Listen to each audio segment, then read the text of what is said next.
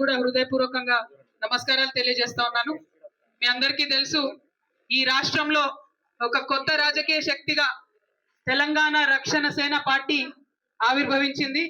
మరి తెలంగాణ రక్షణ సేన అంటేనే కార్మికుల పక్షాన, పేదల పక్షాన ఉండేటటువంటి సేన కాబట్టి బొగ్గుబాయి అనేటటువంటి యాత్ర పెట్టుకొని సింగరేణి కార్మికులందరి ఆశీర్వాదం తీసుకోవడానికి మీ దగ్గర రావడం జరిగింది. తెలంగాణ రక్షణ సేనకు సింగరేణి కార్మికుల ఆశీర్వాదం, సపోర్ట్ ఉండాలని వినయపూర్వకంగా మీ అందరిని కూడా నేను కోరుతా ఉన్నాను. ముఖ్యంగా ఈ మైండ్ లోకి రాగానే నాకు మా సూపర్వైజర్లు ఆడపిల్లలు ఎదురొచ్చింది. వాళ్ళ కోసం పార్లమెంట్ లో ఆనాడు మేమందరం మాట్లాడి మైనింగ్ ఇంజనీరింగ్ చేసినటువంటి వాళ్ళను సూపర్వైజర్స్ గా మైండ్ లోకి దిగే అవకాశం ఇవ్వాలని చెప్పి మాట్లాడినాం. ఇవాళ కళ సాకారమై యూనిఫామ్ వేసుకొని వాళ్ళు వస్తా ఉంటే నిజంగా చాలా గర్వంగా ఉంది. నేను ఈ మైండ్ లో ఉన్నటువంటి ఆఫీసర్లందరికీ విజ్ఞప్తి చేస్తా ఉన్నాను. ఆడబిడ్డలు ఎవరైతే సూపర్వైజర్స్ ఉన్నారో, ఇంకా ఇతరత్ర పోస్టులలో ఉన్నారు, చాలా మంది 40-50 మంది దాకా ఆడపిల్లలు ఉన్నారు.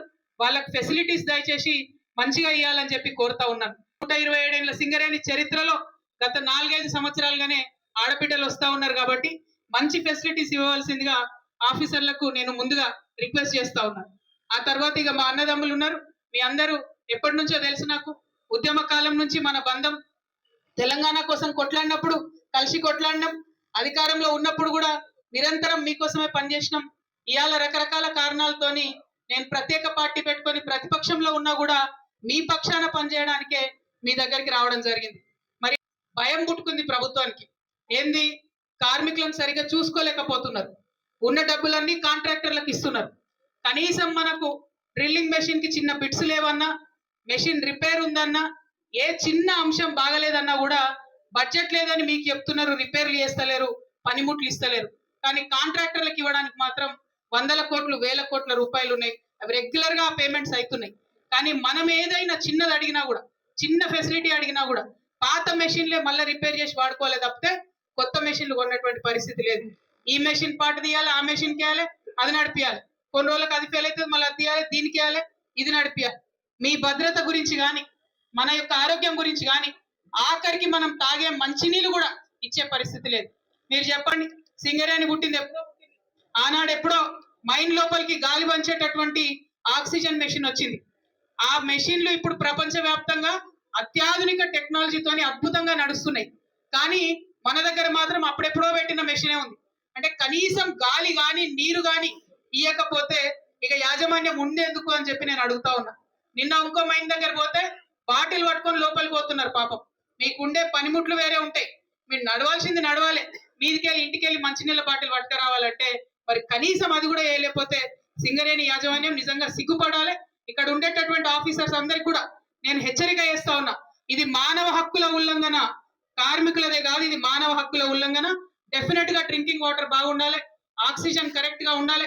ముందు కార్మికులు ఆరోగ్యంగా ఉంటేనే ప్రొడక్షన్ వస్తుంది. కాబట్టి ఆ విషయం మీద యాజమాన్యం దృష్టి పెట్టాలని చెప్పి నేను డిమాండ్ చేస్తా ఉన్నా. మరి అక్కడ గేట్ కాడ పోలీసు వాళ్ళని పెట్టుకొని మమ్మల్ని ఆపుతామంటుంది.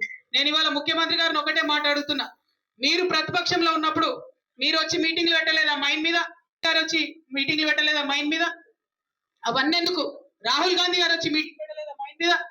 డెఫినెట్ గా వస్తారు. ప్రజాప్రతినిధులు అన్నప్పుడు కార్మికులతో ఇంటరాక్ట్ అవ్వడానికి వస్తారు. పని చేసేటటువంటి ప్రదేశంలో ఫెసిలిటీస్ ఎట్లున్నాయో చూడడానికి వస్తారు. మేము ఓన్లీ ఢిల్లీలో కూర్చొని, హైదరాబాద్ లో కూర్చొని చట్టాలు చేస్తే కాదు కదా, ఇక్కడికి వచ్చి చూడాలి, మీ బాధ అర్థం కావాలి. అర్థమైతేనే రేపటి నాడు అది చట్టంగా మారుతుంది, రూల్ గా మారుతుంది, మీకు హెల్ప్ అయ్యే అవకాశం ఉంటుంది. మరి ప్రతిపక్షాలు వస్తూ చూస్తామంటే పోలీసు వాళ్ళని పెట్టుకొని ఎన్ని రోజులు ఉంటారు అధికారంలో? మీ తల్లి కాంగ్రెస్ తోనే కొట్లాడి తెలంగాణ తెచ్చుకున్నాం. ఈ పిల్ల కాంగ్రెస్ తోని కొట్లాడటం పెద్ద విషయం కాదు. ఖచ్చితంగా కొట్లాడతాం, మా కార్మికుల పక్షాన నిలబడతాం. ఇవాళ ఒకటే మాట అడుగుతా ఉన్న యాజమాన్యాన్ని నేను, చాలా మంది, దాదాపుగా 19,000 మంది యంగ్స్టర్స్ అందరు కూడా ఇవాళ జాబ్స్ లోకి వచ్చారు. అందరు కూడా చదువుకున్న వాళ్ళే, అందరు కూడా చిన్న చిన్న పిల్లలు ఉన్నారు. మరి ఆ చిన్న పిల్లల్ని మీరిచ్చే జీతంలో ఐటీ పర్క్స్ మీద పోయే మన సగం జీతం పక్కకు పెడితే మళ్ళీ ప్రైవేట్ స్కూల్లో చేర్పియాలంటే ఎంత ఇబ్బంది అవుతుంది? సింగరేణికి ఇన్ఫ్రాస్ట్రక్చర్ ఉంది కదా, స్కూల్స్ ఉన్నాయి కదా, సిబిఐటి సిలబస్ పెట్టి వాటిని మంచిగా చేయొచ్చు కదా. దానికోసం డబ్బులు ఉండవు. ఏరియా హాస్పిటల్ పేరుకుంటాయి, ఎక్కడ మెషిన్లు ఉండవు, ఎక్కడ డాక్టర్లు ఉండరు. దానికోసం డబ్బులు ఉండవు. ఎవరి కోసం డబ్బులు ఉంటాయి? కాంట్రాక్టర్లకు ఇవ్వడానికి డబ్బులు ఉంటాయి, ఆఫీసర్లకు కావాల్సిన వసతులు చేసుకోవడానికి డబ్బులు ఉంటాయి, వర్కర్స్ గురించి వచ్చేటప్పుడు మాత్రం డబ్బులు లేవని చెప్తా ఉన్నారు. ఎక్కడ కూడా లోటు బడ్జెట్ అని చెప్తా ఉన్నారు. ఇది క్వశ్చన్ చేయడానికే వచ్చినాం తప్ప ఇంకొకటి కాదు. ఇక్కడ మళ్ళీ ఒకసారి నేను మీ అందరికి కూడా మనవి చేస్తా ఉన్నా, ఏదేమైనా సరే మీ పక్షాన నిలబడి కొట్లాడడానికే తెలంగాణ రక్షణ సేన వచ్చింది. ఇక్కడ మీ ఆఫీసర్లు అనుకుంటారు అన్నలందరూ పోయినరు, కార్మికుల గురించి అడిగేటోళ్ళు ఎవరు లేరని. బిడ్డ గుర్తుపెట్టుకోండి, సింగరేణి యాజమాన్యం చెప్తున్నా, అడవిలో అన్నలు లేరేమో, ఆ అన్నలంతా ఇవాళ మా పార్టీలో ఉన్నారు, టిఆర్ఎస్ పార్టీలో ఉన్నారు. ఖచ్చితంగా మీరేమన్నా ఫెసిలిటీస్ లో లోపం చేస్తే, మానవ హక్కుల ఉల్లంఘన చేస్తే డెఫినెట్ గా ఎంటబడతాం. డెఫినెట్ గా మిమ్మల్ని మామూలుగా కాదు ఏదో బెదిరిస్తున్నా అనుకోవద్దు, బరాబర్ బెదిరిస్తున్నాం. మామూలుగా ఊరుకునే ప్రసక్తే లేదు. లీగల్ గా కూడా చెప్తున్నా, అన్ఫేర్ లేబర్ ప్రాక్టీసెస్ కింద అంతకు ముందేమో 500,000 రూపాయలు జరిమానా ఉంటుండే. ఇప్పుడు కేసు బుక్ చేస్తే మినిమం 50,000 ఉంటది, ఆఫీసర్లకు డిమోషన్ కూడా ఉంటది. కాబట్టి మీరు వేధించడం ఆపేసేయండి, వెల్ఫేర్ కోసం ఆలోచన చేయండి. ఇవాళ ఏముంది, పాజిటివ్ గా చూస్తే 1,00,000 క్వార్టర్లు ఉన్నాయి, 80,000 క్వార్టర్లు ఉన్నాయి. మనం ఉన్నదే 40,000 మందిమి. 2 క్వార్టర్లు కలిపి ఒక క్వార్టర్ చేసి ఇవ్వచ్చు కదా. షెడ్యూల్ వేసుకొని పాపం ఇబ్బందులు పడుకుంటూ ఉన్నారు. అట్లాంటి పనులు చేయండి, పాజిటివ్ పనులు ఆలోచన చేయండి. ఇస్తామన్నటువంటి 10 లక్షల హోమ్ లోన్ ఏదైతే ఉందో దానికోసం ఆలోచన చేయండి. అవన్నీ కూడా ఆపేస్తున్నారు. అన్నిటికన్నా ఎక్కువ డిపెండెంట్ ఉద్యోగాలు, వయసు అయిపోయినటువంటి వాళ్ళు, వయసు పైబడిపోయినటువంటి వాళ్ళు, ఆరోగ్యం బాగలేనటువంటి వాళ్ళు, వాళ్ళని అన్ఫిట్ చేయకుండా అనవసరంగా ఇక్కడ ఉంచడంతో ఇబ్బంది అవుతుంది. మీ అందరికీ తెలుసు, నిన్న బట్టి విక్రమార్క గారు వచ్చి 350 మందికి ఉత్తరాలు ఇచ్చిపోయాడు. కానీ యాక్చువల్ గా అన్ఫిట్ అయ్యి వెయిటింగ్ లో ఉన్న వాళ్ళు ఎంతమంది ఉన్నారు? 2000 మంది ఉన్నారు, 2000 మంది ఉన్నారు. అంటే ఆ 2000 మందికి ఆ తండ్రికి పోయే జీతం తండ్రిది పోతుంది, బిడ్డనో కొడుకో వాళ్ళు శాలరీ ఎక్కక వాళ్ళ శాలరీ పోతుంది. అటువంటి సందర్భంలో ఎంత ఇబ్బంది పడుతున్నారు, ఎంత వేదన పడుతున్నారు. నిన్న ఒక పెద్ద మనిషి కలిసి నాకు 4 నెలల్లో అయిపోతుందమ్మా నాది, నా కొడుకు జాబ్ ఎక్కాలి, ఏం చేయాలి నేను, ఏం మాత్రం కూడా వాళ్ళు మెడికల్ బోర్డు పెడతలేరు అని అడుగుతున్నారు. ఎందుకంత వేదన పెడుతున్నారు? పాలసీ చేసినాం కదా, ఇదివరకే చేసినాం కదా. 95-96% ఇమీడియట్ గా ఎవరు అప్లై చేస్తే వాళ్ళకి జాబ్ ఇవ్వాలని చెప్పేసినాం కదా. ఎందుకు మెడికల్ బోర్డు పెట్టడం లేదు? యాజ్ ఎ పాలసీ పెట్టండి మెడికల్ బోర్డు, మంత్లీ వైస్ పెట్టండి మెడికల్ బోర్డు. ఎందుకోసం ఆపుతున్నారు? కార్మికులను వేధిస్తే మీకు వచ్చేది ఏంది? ఈ ప్రశ్నలు అడగడానికి వచ్చినాం. ఇక్కడికి వచ్చి ఈ ప్రశ్నలు అడిగితే అక్కడ హైదరాబాద్ లో కూర్చున్న సీఎం గారికి, డిప్యూటీ సీఎం గారికి అర్థమవుతుందేమో, పాలసీ మారుస్తారేమో, కనీసం మెడికల్ బోర్డు కంటిన్యూస్ గా పెట్టాలన్న ఆలోచన చేస్తారేమో అని ఇక్కడ దాకా వచ్చినాం. మరి దాని విషయం కిషన్ రెడ్డి గారు భారతీయ జనతా పార్టీ బొగ్గు మంత్రిగా ఉన్నాడు. ఆయనను ఒకటే రిక్వెస్ట్ చేస్తున్నా నేను, ఇక్కడ అన్న చెప్పిండు ఈ మైన్ మూసేస్తామంటే కొట్లాడి ఆపినమని. రేపటి నాడు ఇవాళ 38,000 ఉన్నాం మనం లేబర్, ఆఫీసర్లతో కలుపుకుంటే సింగరేణిలో ఉన్న స్టాఫ్ 40,000. రేపటి నాడు తగ్గించే ప్రయత్నం చేస్తున్నారు, గనులు మూసేసే ప్రయత్నం చేస్తున్నారు. మరి మనకు ఆనాడు ఎప్పుడో మన గోదావరి రివర్ వ్యాలీలో ఉన్న బొగ్గు గనులన్నీ మనకే ఉండే. మరి ఇవాళ కిషన్ రెడ్డి గారు నేను రిక్వెస్ట్ చేస్తున్నా, డిమాండ్ చేస్తున్నా, దయచేసి సింగరేణికి సపరేట్ గా మన కోల్ బ్లాక్స్ మనకి ఇవ్వండి.